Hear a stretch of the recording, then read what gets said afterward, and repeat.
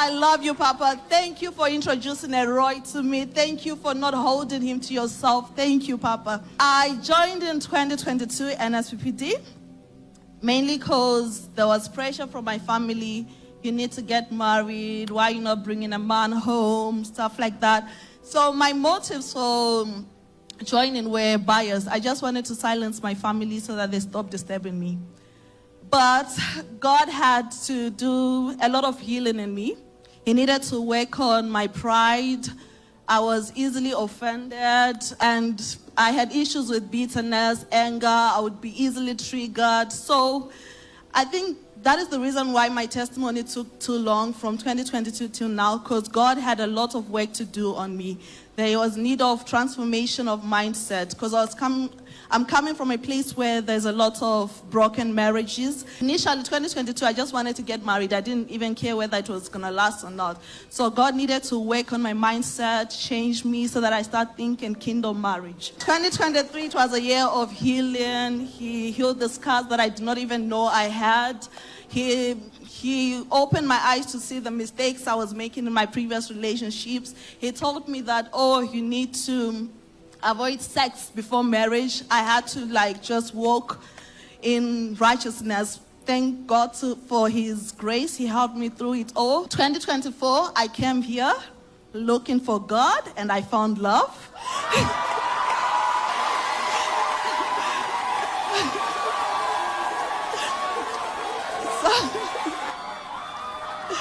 Amen. So I was here for prayers. I came for 2 weeks. So during my stay, I would at the end of Nsppd, I would stay, clean up. Then on a Saturday, I came here. I was cleaning and all, like Ruth in the field. I met my boys. Then after the cleaning, there was workers meeting, temple keepers. So I don't know why I joined, but I joined. Then during the meeting, they asked my now husband to pray. And I love the way he prayed. So after you prayed, they asked us to collect our neighbors' numbers so that we'll be checking on each other, stuff like that, So he was next to me.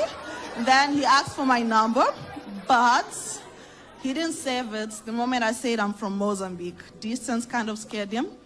Then around December, so I had a habit of picking a date, setting a date, because Papa would say, pick a date, and I would. And whenever the day would come and pass, I made it a day of worship, or just thank God, God, I don't know why you didn't give me, but I glorify your name. So it was 25 December 2024. I was doing my usual, worshiping him, thanking him. Then he brought to remembrance John Paul, JP. Then I had to look for him. I got his number.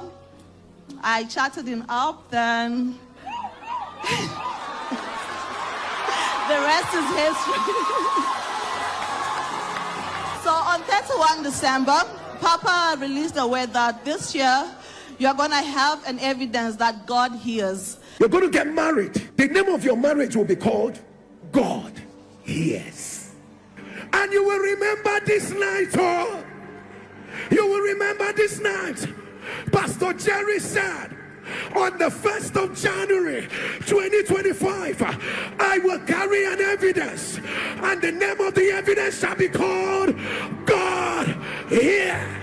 So within a week of talking to him, I knew that God had me. I even saved his number as God had me. Before meeting him, I had written 30 things that I wanted in a man, and I wanted to settle maritally before I turned 30. God had me. All the 30 things that I wrote, he passed it. All to the glory of God. God answered me. He had me. I got married last Saturday, 28th March. And this is my evidence. And it is before my 30th birthday. God honored every prayer request I laid before him. He answered everything. And I call him my Igwe.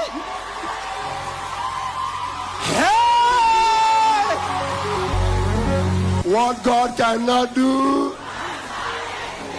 What God cannot do.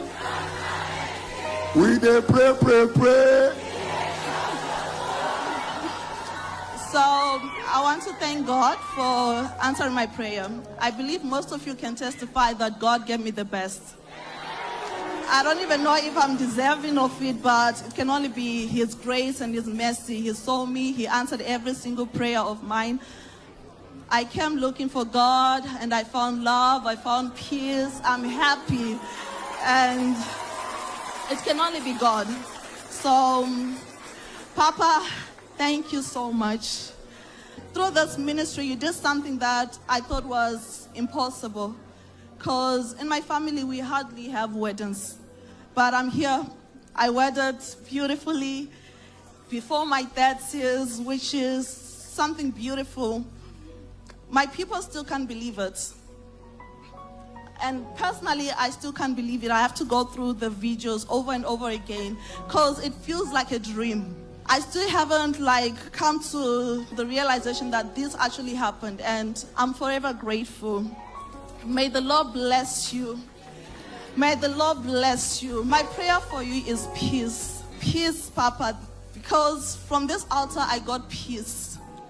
I used to be really depressed before joining the altar. My mom doesn't even, she's discovering it now because she's watching where she is. But I thank God for peace, and I desire the same for you in all that you do. May you have peace, Papa.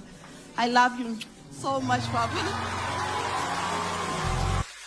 Somebody celebrate a roar! Celebrate a roar! Celebrate a roar! Celebrate a roar! Celebrate a roar! Somebody give the Lord a loud shout! Somebody shout peace! Sense of God, you know the elongated meaning of peace is nothing missing and nothing broken. At the sound of your amen, I announce nothing missing and nothing broken. Let your amen turn louder. I mean, it is what it is. I said it on Sunday and I'm going to say it here. People of God, the guy did not save the number, but she found the number. Do you understand? And I mean, who made the rule? Who really made the rule? Who said the guy must be the one to call you? If the guy doesn't call you, pick up your phone and call him.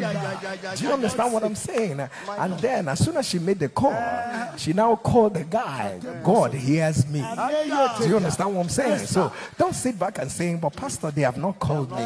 If they have not called you, peer the number. Do you understand what I'm saying? And it reminds me of the prayer you used to make many years ago. I remember when Pastor Guru wanted to get married to the wife, right? And then and he was encountering a lot of difficulties. I remember you give Pastor Guru prayer point to make, in church then, and Pastor Guru will leave the prayer point and veer off to another. And I'm not joking. Pastor Guru will leave the prayer point and veer off to another prayer point. She must marry me. I must marry her. She must marry. I must marry. And I'm like, what is going on? Does this? We gave you a prayer point. And I remember accosting him and say, Pastor Guru, you have started deviating. We'll give you a prayer. He said, all of us came to pray. He said, let them pray their own. Let me pray my own. And sense of God, he must marry. You must marry. For what our God cannot do. With a prayer and sense of God, stage 4 cancer of the liver. Now, people of God, it is only when it is reversed that you can say, but what is that report they gave you the first time? People of God, if he stayed back. Stage 4 cancer of the liver. The boy was given 2 weeks to live. 2 weeks to live. 2 weeks to live. And how heartless can heartless be when you say, just carry your son? And everything was, still there. But thank God for God. People of God, man is not God, though. Yes, anybody that says I will deal with it, you are not God, though. Yes, anybody that says I will finish you, somebody help me shout, say they are not God. They are not God. The Egyptians are men, they are not God. Their horses are flesh, they are not spirit. People of God, they are men, they are not God. And saints of God, 4 years of barrenness, inclusive of Down syndrome that is given to the child. But people of God, look at faith arising. Look at faith arising. People will look at diagnosis in the face and say, this can never be me. For what our God cannot do does not exist. People of God, the first testimony left me with some chills. People of God, if that was not faith, then what then is? Thank you so much for listening to the end. Please like this video, share it with someone, and kindly subscribe to this channel. Thank you so much for your support. God bless you.